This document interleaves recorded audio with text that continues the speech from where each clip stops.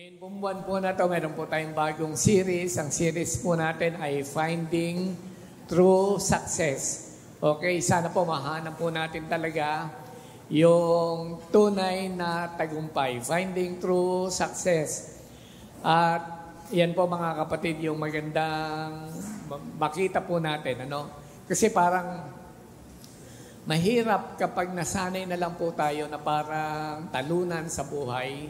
Lagi pong may mga failures, lagi pong disappointed. Ang iniisip po natin, isinilang na lang talaga yata ako na hindi nagtatagumpay. O kaya po mga kapatid, parang naging default na lang po natin na tayo po ay talunan. So, ang prayer po natin, maka-break free po tayo mula po sa mga bagay po na yan, pagkatalo sa buhay, at ma-experience po natin yung katugunan ng Panginoon, and eventually ma-enjoy po natin ang buhay po natin. Dalawang bagay po mga kapatid, pwede din naman po finding true success, kasi nga po true, baka po yung iba meron pong nag-iisip na tagumpay na po sila. Merong katagumpayan na mukha lang tagumpay, pero sa likod po nito ay hindi naman talaga. Okay? Kasi may mga measurement. Ang dami po mga psychological books po ngayon na lumalabas na pag binasa po ninyo, meron po silang ibang mga gabay, guidelines, measurement para sukatin po ang tagumpay. Mga self-help books na malaking tulong po sa atin para mabuhay, maging positibo. Pero baka hindi po yan talaga ang sukatan ng tunay na tagumpay. So magjo-journey po tayo ngayon mga kapatid sa buwan po na to. Or baka po sa mga susunod din, tatalakayin po natin ang 1 Samuel, book ng 1 Samuel, at atin po i-digest po dito yung po mga possibility ng mga principle, paano po tayo magkakaroon po ng tunay na katagumpayan. Okay? Mga prinsipyo na makikita at maaaral po natin, madidig deeper po natin, na ito po pala ang pwedeng panggalingan ng ating pong tagumpay. So sa 1 Samuel chapter 1, basahin lang po natin yung verse 18 to 20, ganito po ang ating mababasa. And she said, ang nagsasalita po dito ay si Hannah. And she said, "Let your servant find favor in your eyes." Then the woman went her way and ate, and her face was no longer sad. They rose early in the morning and worshipped before the Lord. Then they went back to their house at Ramah. And Elkanah knew Hannah his wife. Medyo masyadong decente po yung pagkakatranslate po dito. Yung sinabing, and Elkanah knew Hannah his wife. Nagsiping po sila, okay? Nagtabi po sila. And the Lord remembered her. And in due time, Hannah conceived and bore a son, and she called his name Samuel, for she said, "I have asked for him from the Lord." May the Lord add blessing upon the reading of His Word. Ang big idea po natin, ang main idea po natin sa atin pong pag-aaral na ito, true success is found in private surrender, persistent prayer, and personal obedience to God. Tatlong bagay po mga kapatid.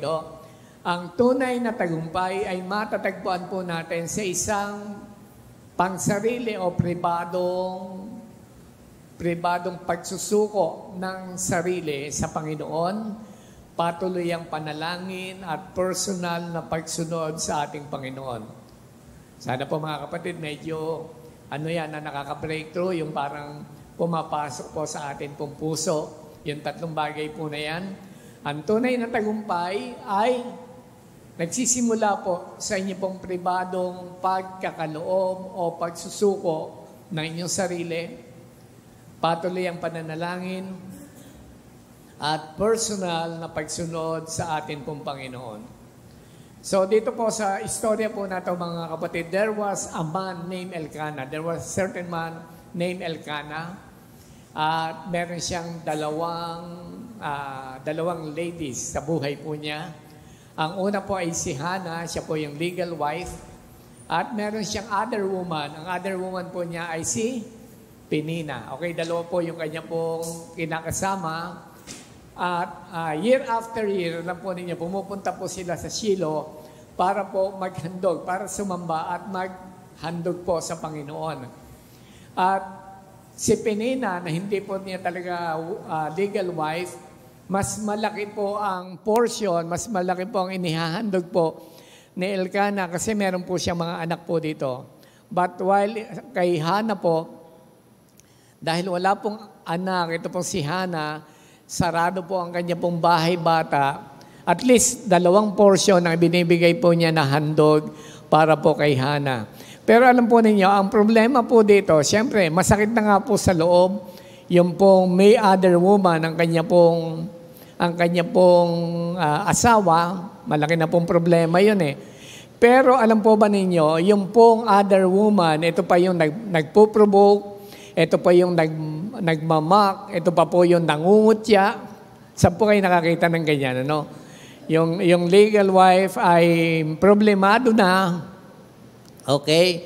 Siya na po yung may dala-dala ng problema, pero yung pong other woman, siya pa po yung nanunuya, siya po yung nanunukso, pinoprovoke pa niya itong si Hana. Pero dito po, makikita po natin, sa dami po ng problema at pain, nakita po natin yung intensity po ng problema kasi year after year nangyayari po yan.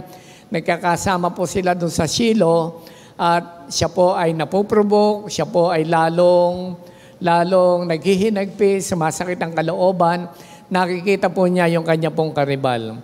Pero papaano po naka-break free, ito pong si Hana dito po sa problema po na ito. At paano po siya naging matagumpay. Ano po ang picture, ano po ang mga bagay na kanya pong ginawa para po makapagtagumpay po dito po sa particular na problema po na to. Niniwala po ba kayo mga ginang, mga kababaihan, malaking problema po ito?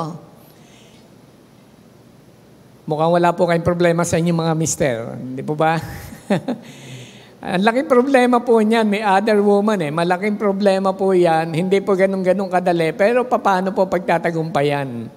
Ito po ang una. Number 1, true success begins with the right posture before God. Ang tunay na tagumpay ay nagsisimula sa tamang postura sa harapan ng Diyos. Dapat pa may right posture po tayo sa harapan po ng Panginoon. So, tingnan po natin in 1 Samuel 1:10. She was deeply distressed and prayed to the Lord and wept bitterly. So, sabi, siya po ay deeply distressed, sobrang sama ng loob, sobrang hinanakit. Pero alam po ninyo ginawa po niya, he prayed to the Lord and wept bitterly. Siya po ay lumapit sa Panginoon, ibinuhos po niya ang kanyang kalooban, siya po ay nanalangin. Tanungin ko po kayo mga kababaihan, kung malaman po ninyo na meron po pala kayong karibal, ano po ang gagawin po ninyo? Huwag naman po sana na may mga knock on wood pa. Ano po ang gagawin po ninyo? Malamang po niyan mga kapatid, ay magwalwal na po kayo. Magwala. Ibig sabihin, baka po hindi na po natin makontrol ang atin pong sarili. Out of control na po tayo. Pero naturally, si Hana, umiyak lang po siya. Sobrang hapdi, sobrang sakit ng kanyang kalooban. Very natural po yan sa mga na-discover po niya, meron po siyang karibal. Sobrang sama ng kanyang kalooban. So makikita po natin dito, she was not denying the pain. Nandun naman po talaga yung sakit. But honestly, talaga, dineclare po niya ito sa Panginoon. In-offer po niya ito sa Panginoon. Alam po ninyo, yung story po ni Hana, nagsimula po ito sa very emotional po na istorya. Kasi po, culturally, meron po siyang pressure, di ba? Meron pong cultural pressure. Ano po yung cultural pressure? Yung pong pagkawala ng anak in her time, yung panahon po nila, ito po ay nagpapakita po ng curse. Pag wala pong anak, nung kapanahonan pong yon, ang tingin po nila na isinumpa ka, sarado ang bahay bata. na bahay bata at hindi ka na pwedeng magkaanak. So ano po yan? Cultural pressure po yan. Parang every time makikisalamuha ka, so alam nila wala kang anak, mukhang may sumpa po sa iyo. And another thing, nabanggit ko na nga po kanina, nandyan po yung personal pain. So yung kanya pong pangarap na magkaroon po ng anak, wala pong nangyayari. At meron pa po mga kapatid, constant provocation. At least yung tatlong bagay po na yan, cultural pressure, personal pain, constant provocation ni Penina. Okay?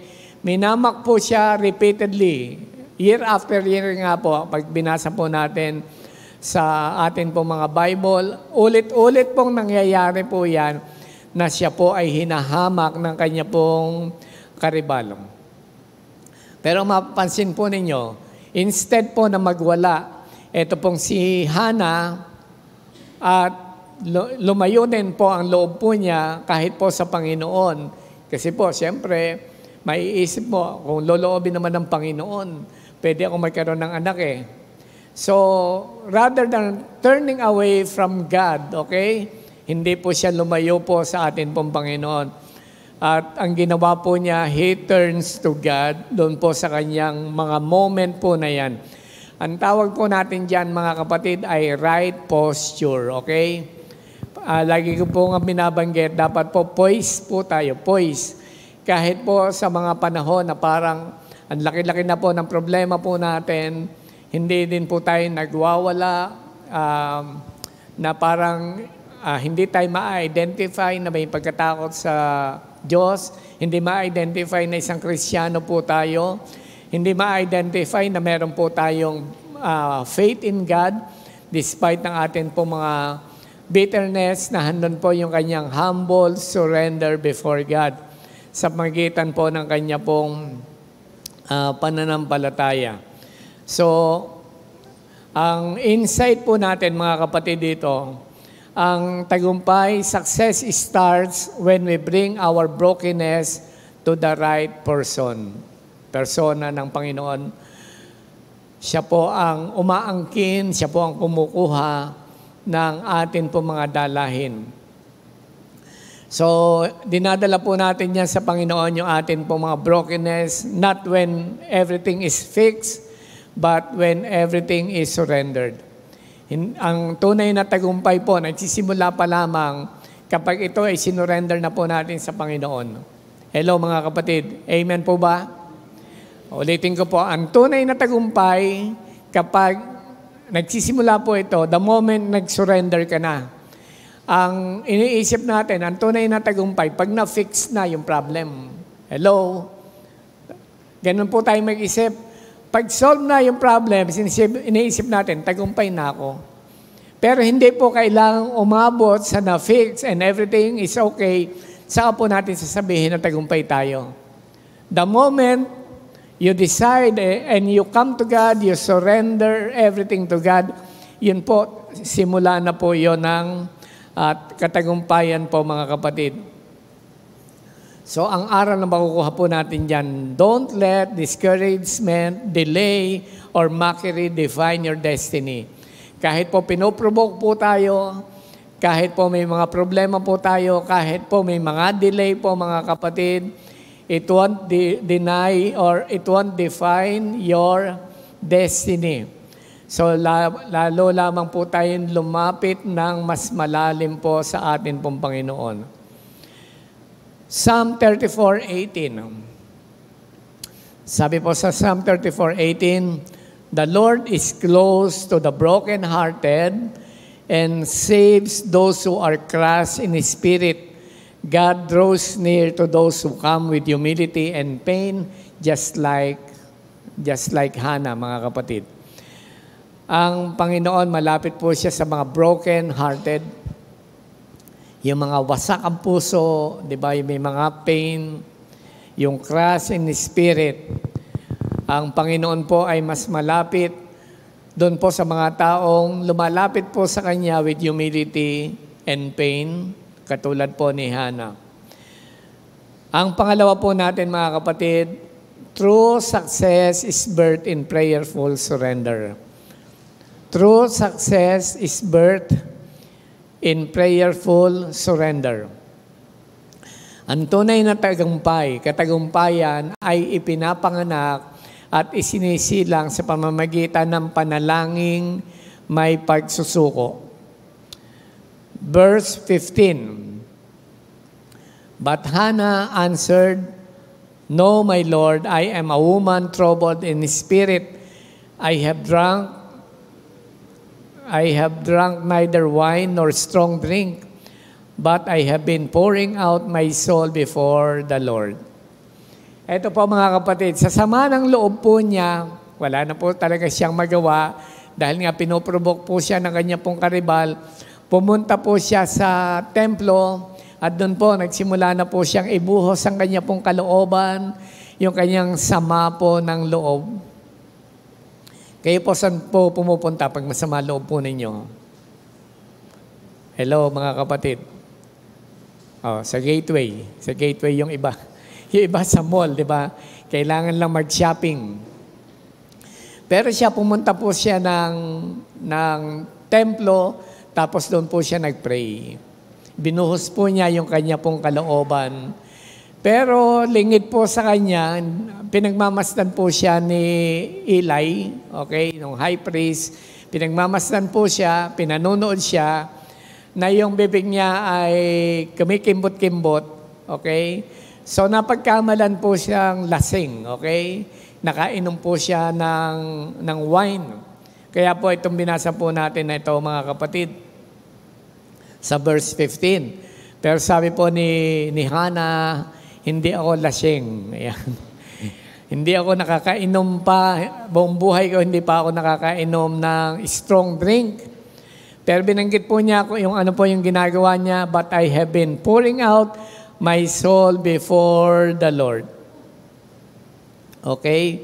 Alam po ninyo, ang breakthrough po para po kay Hannah, hindi po nag-start doon po sa pagbubukas ng bahay-bata. Bahay-bata po niya. It started when her heart fully surrendered to God. Ang breakthrough po natin mga kapatid, hindi po parang iniisip natin meron ng simulang ipakita si Lord na miracle sa buhay po natin before tayo maka-breakthrough. Alam po ni Hannah sa kanyang sarili, nagsimula na po yung breakthrough nung isurrender po niya yung kanya pong sarili sa Panginoon. So after years of barrenness and mockery, she entered the Lord's presence. Okay, dala-dala po niya ito year after year. Pero pumasok po siya in the presence of God, lumapit po siya Panginoon, not just with words, but with tears and surrender. Iniiyak po niya talaga ito sa Panginoon. At ang kanya pong panalangin was deeply personal, hindi po selfish, okay? Sobrang, tawag dito, yung panalangin po niya, hindi po siya personal, hindi po makasarili. Actually, he made a vow before God. Meron po siyang panalangin sa Panginoon na kung pagkakalooban siya ng Panginoon ng anak, ibabalik din po niya ito sa Panginoon. Okay? Hello mga kapatid. Sana po may makita po tayong magandang lesson po dito, no? Pag nagkaroon po siya ng anak, hindi po niya ito aangkinin, kundi ito ay i-dedicate po niya for a lifelong service to God. Ang tunay na tagumpay po mga kapatid is not just receiving the blessing, but in being willing to return it to the one who gave it. Ulitin ko po mga kapatid, true success isn't in receiving the blessing, but in being willing to return it to the one who gave it.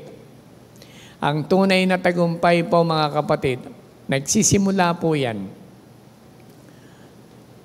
Hindi po dahil tumanggap po tayo ng blessing, kundi po doon po sa willingness po natin na ibalik po siya sa Panginoon. Hello mga kapatid. Ang panalangin po niya, this was more than a request.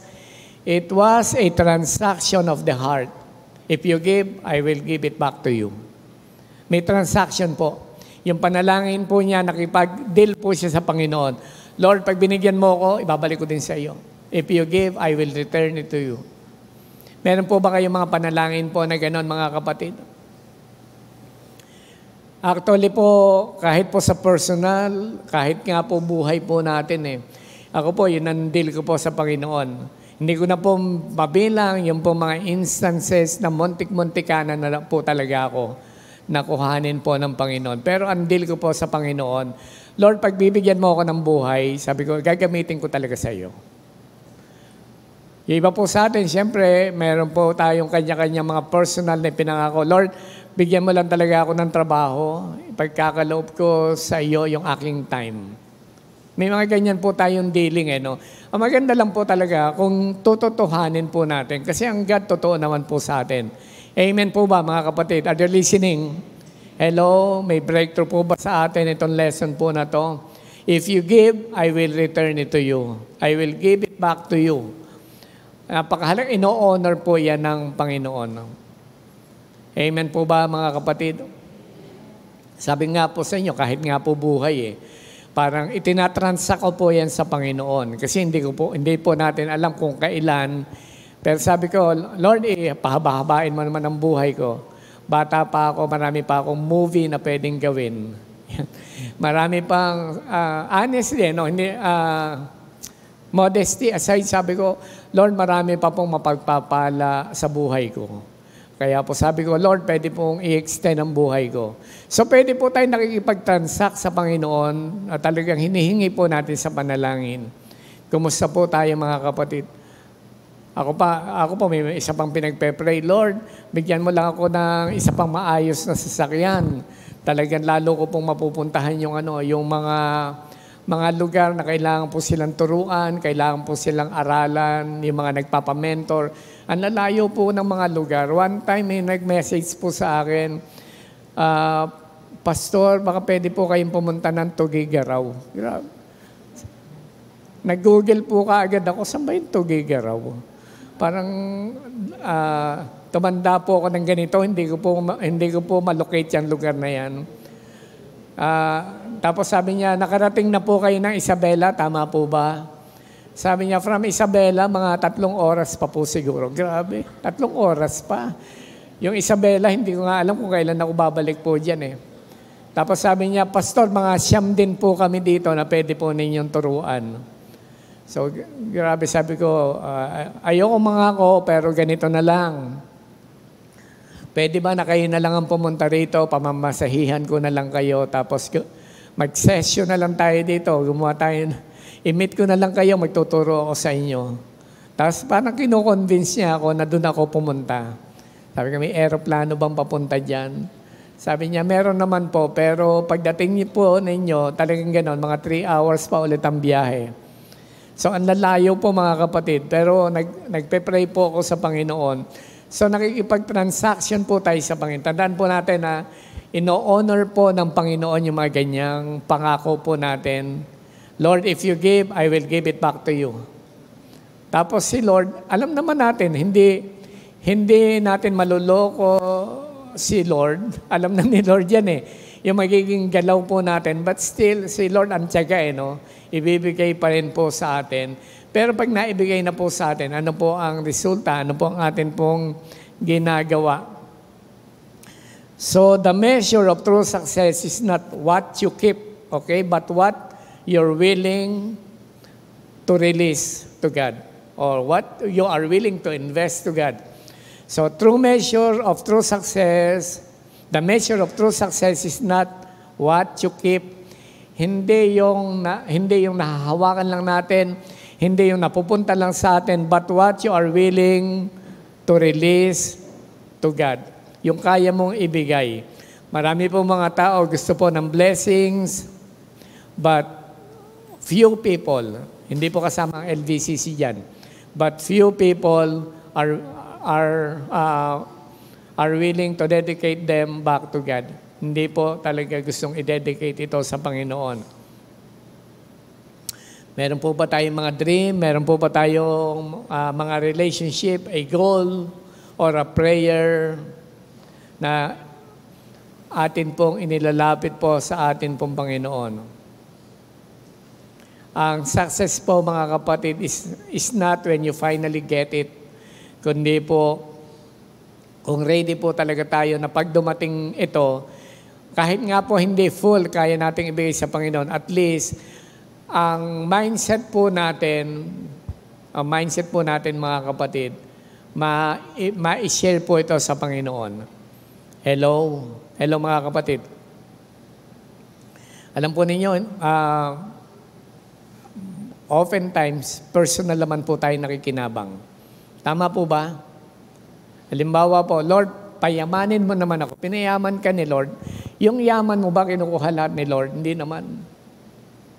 Diba? Hindi makinukuha ni Lord. Ang malaking bahagi po niyan, nagbe-benefit naman po talaga tayo. Pero paano po natin ibinabahagi? Sineshare naman po yung iba nito para po sa Panginoon. Binigyan tayo ng Panginoon na magandang boses. Okay? Sino nagbe-benefit po nito? Tayo rin naman, maganda boses mo. Pero saan po natin ginagamit? Dapat po gamitin naman po natin sa Panginoon.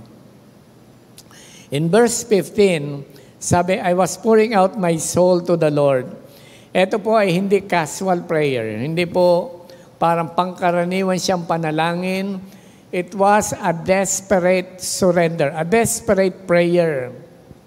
Alam po ninyo, ito po yung place where real spiritual breakthrough happens.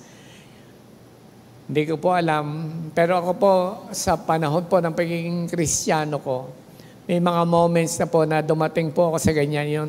Napaka-desperate ng prayer, you come to God, umiiyak ka talaga, durog na durog, ang puso mo, broken ka talaga. Okay? So, dyan po talaga nang gagaling yung real breakthrough. Dyan po talaga ipinapanganak yung real breakthrough. Hindi po siya nag-demand ng anak para sa kanyang sarili. Sabi po niya, i-offer ko ito sa iyo. Yung pong kanyang vow, yung kanya pong pangako, inire-reveal kung anong klaseng puso meron siya. At anong tagumpay ang pwede po siyang magkaroon sa pamamagitan ng pagbibless sa kanya ng Panginoon. Ulitin ko po ito mga kapatid. The measure of success is not what we keep, but what we release to God. And number 3, true success trusts God's timing. True success trusts God's timing. Ang tunay na tagumpay ay nagtitiwala sa orasan ng Panginoon, sa timing ng ating Panginoon. 1 Samuel 1:19, they rose early in the morning and worshiped before the Lord. Then they went back to their house at Ramah. And Elkanah knew Hannah, his wife, and the Lord remembered her. Ito po yung sinasabi po natin na sila po ay nagsiping at siya po ay inalala po ng atin pong Panginoon. Bumalik na po sila sa kanila pong tahanan at makikita po natin doon, pagbalik naman po nila sa kanila pong bahay, ganun pa rin, may proseso pa rin. Hindi naman po immediately buntis po siya kaagad. Pag iniisip natin, nag-miracle kaagad si God, buntis po siya. So binanggit po dito, nagsiping po sila ng kanya pong asawa. And of course, dahil nagsiping, she waited months, days. Nag-intay pa rin po siya mga kapatid. Pero ang makikita po natin dito, ang nagpasimula po siya, she worshiped the Lord. So, powerful posture po ito mga kapatid, na nagpapakita kung anong klaseng character po siya meron. And the Lord remembered her. Sabihin nga po natin, remembered. Alam po ninyo, yung pong salitang remembered, hindi naman po ibig sabihin niya na nakakalimot si Lord, kundi itong pagkakataon po na to, in His perfect time, ibibigay na po ng Panginoon ang kanya pong pangako, ang hinihiling po ni Hannah. So, Makikita po natin dyan mga kapatid, mas pinili po ni Hannah, wala na po sa istorya na siya po ay naghintay, siya po ay nainip. Ang nasa istorya po nating mababasa, she worshiped the Lord. Okay? Sumamba po siya sa Panginoon, naging payapa na po ang kanyang puso, nakakakain na po siya, nahandon po yung patience, hindi po siya nagpapanik, wala pong frustration. At siya po ay nagdalang tao and eventually, siya po ay nagkaanak. Ito po yung insight po natin diyan. Success in God's eyes often requires a waiting season that deepens your faith and aligns your heart with His plan. Success in God's eyes often requires a waiting season that deepens your faith and aligns your heart with His plan. Kapag nag-iintay tayo mga kapatid, yung pag-iintay po natin is not a wasted time. Kapag nag-iintay po tayo, nadideepen, lumalalim po yung ating pananampalataya at lalo pong na-align ang atin pong puso sa Kanya pong plano. Kadalasan po mga kapatid, naghihintay po tayo, we often want immediate or instant answer to our prayer. Pero pagka ganun po mga kapatid, hindi po nasa-shape ang atin pong buhay. Importante po, keep on trusting God. As you make your progress, atin po pananampalataya. Lagi po natin tandaan, God is never late.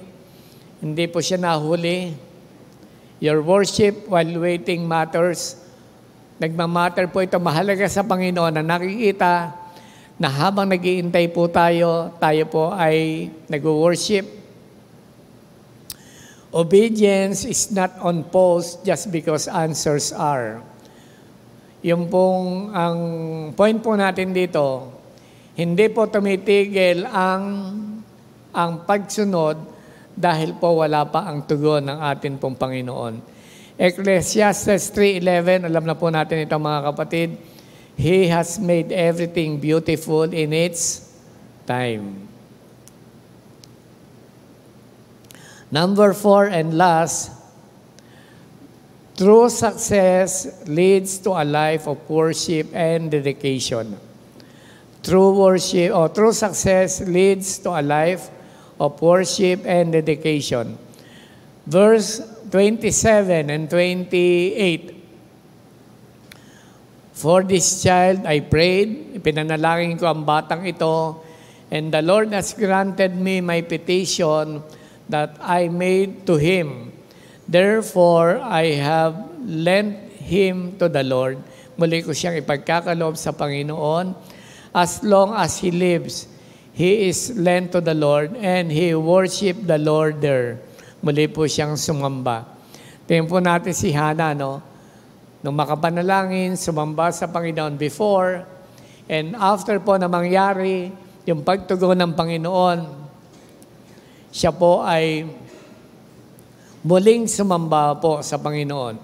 Yung story po ni Hannah, hindi po nagtapos yan. It was not ended with joy. Okay? With joy only. After receiving an answered prayer. Hello mga kapatid, tingnan po ninyo ito. Ang buhay po ni Hannah, hindi lang po siya nagtapos na siya po ay natuwa, nagalak dahil tinugon ng Panginoon ang kanya pong panalangin. Ano po mga kapatid, pag tayo po ba dumating po sa tinugon ng Panginoon ang atin pong panalangin, ano pong nararamdaman po natin? Yes, tinugon ako ng Panginoon, meron pong joyful celebration, kape-kape na dyan, Starbucks na kasi tinugon ng Panginoon, nagtagumpay ako, this is my dream. Pero siya po, hindi po nagtapos sa joy sa kanya pong answered prayer. Okay? Ang true highlight po na na-receive po niya ito mga kapatid, yung kanya pong napakatagal na iniintay, ibabalik po niya ito sa Panginoon. So, yun po yung pinaka-highlight po nito mga kapatid.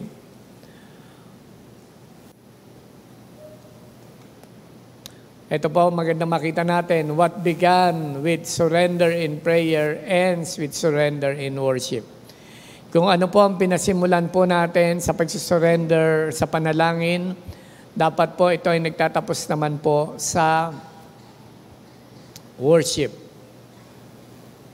This was not an act of obligation, but an act of worship and trust. Ibabalik po niya ang kanya pong anak sa Panginoon. Alam po ninyo mga kapatid, maganda pong makita po natin ito. What you dedicate to God becomes part of His greater plan. What you dedicate to God will become part of His greater plan. Yung pong impact of your obedience often extends beyond your lifetime. Lampas po ito sa buhay po natin. Alam po ba ninyo, palagay na po natin, no? Medyo i-twist lang po natin, aralin lang po natin mga kapatid yung story. Pagpalagay na po natin na si Hannah po hindi tumupad sa pangako niya sa Panginoon. Ano po prayer po niya? Lord, kung ano yung pagkakaloob mo, ibabalik ko din ito sa iyo. O palagay na po mga kapatid, tumugon ng Panginoon. Kagaya po ng maraming Kristiyano na nung dumating na po yung answered prayer, nakalimutan na po nila yung pangako nila sa Panginoon. Imaginin po ninyo, ganun po yung istorya.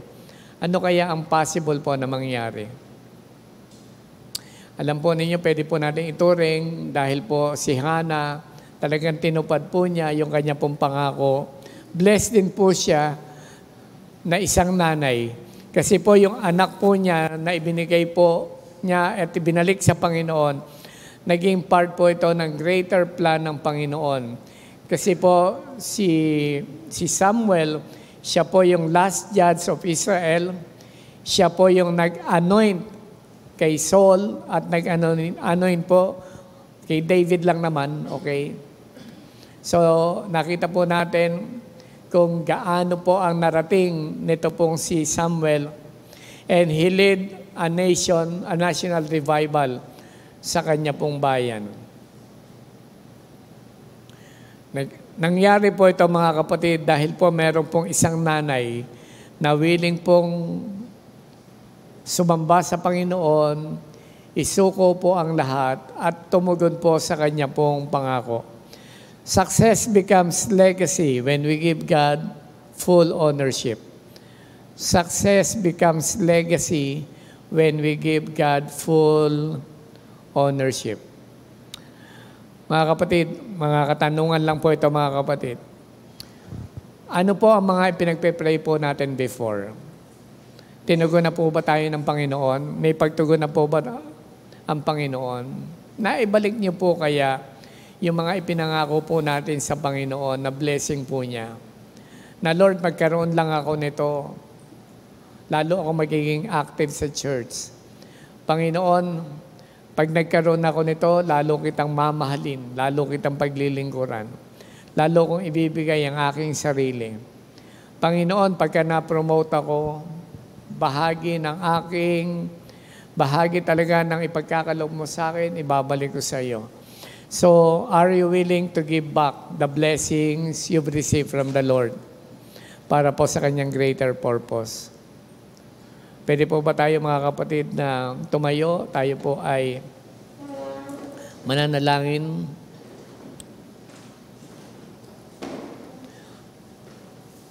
Anong mga bagay pa sa atin ang tinatawag tayo ng Panginoon para po i-dedicate sa Kanya? Romans 11:36. For from Him and through Him and for Him are all things. To Him be the glory forever.